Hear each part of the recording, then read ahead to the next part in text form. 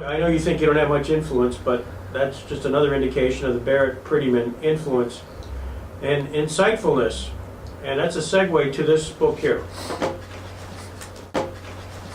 You inscribed this: for my friend Greg Peterson, board chairman of the Robert H. Jackson Center, whose style, wit, incredible persistence, ability to accomplish, and devotion to the center I have admired without reservation from the date I first met him.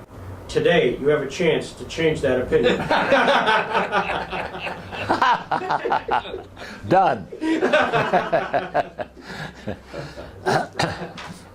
I just had to get that in.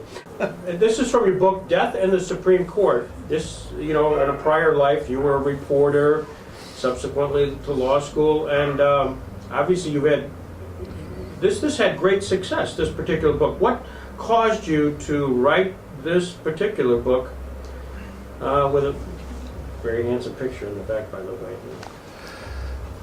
I wrote what I thought was another book, and it was about a man who murdered someone in Canada, and who was sentenced to death, and who learned of a Canadian-U.S.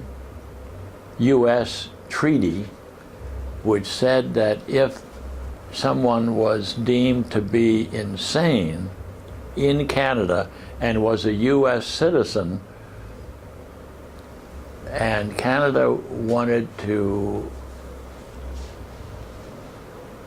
send them to the U.S., to St. Elizabeth here, it could do so. He began acting crazy, nutty as a fruitcake. He charged the warden of the prison in Canada with stealing all the funds of the prison. He just came up with the most outlandish things you ever heard of. And they got on to him and declared him insane and sent him off to St. Elizabeth. Well, when he got to St. Elizabeth, he immediately began proceedings to declare himself sane so that he could get out.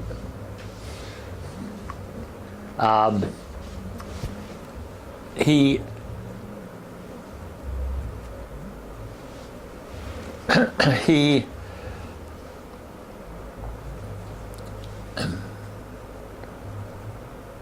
went before every district court judge in the District of Columbia,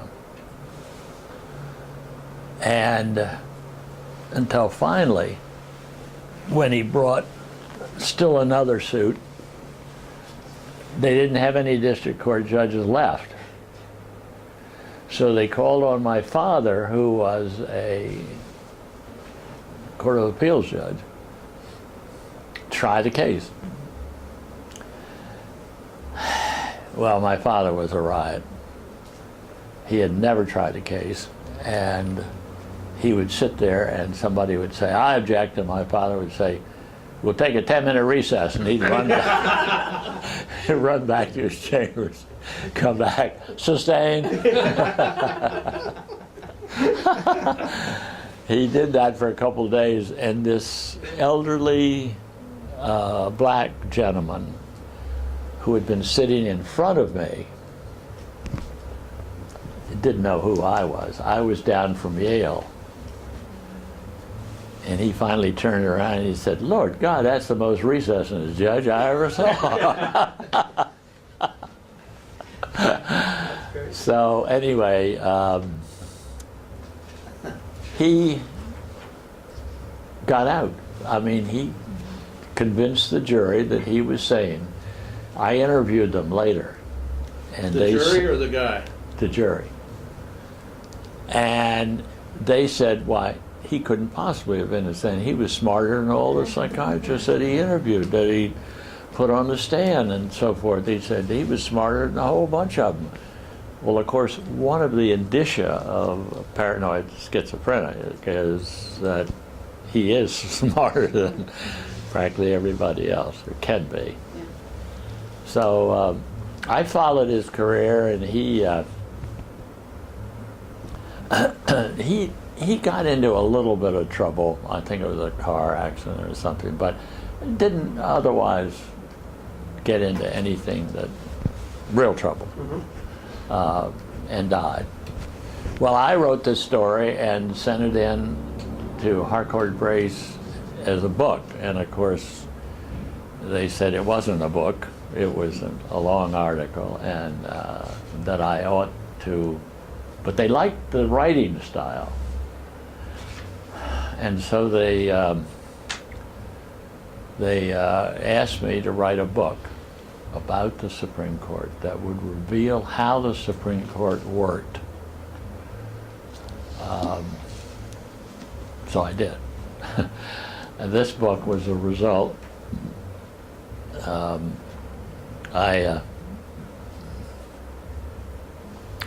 found 6 people who had been condemned to death, and somebody in their cases was still alive. Someone had to be still alive who could talk to me about the case. Otherwise, there were no, well, the thing is that different things happened to each of the 6. One was released, I think. One was executed. One, different things. One went to life imprisonment and so forth. And they accepted the book right away, and it won a prize and so forth. So, Well, the Edgar Allan Poe Prize, I mean, it was not just a prize. yeah. So anyway, that's the answer to your question.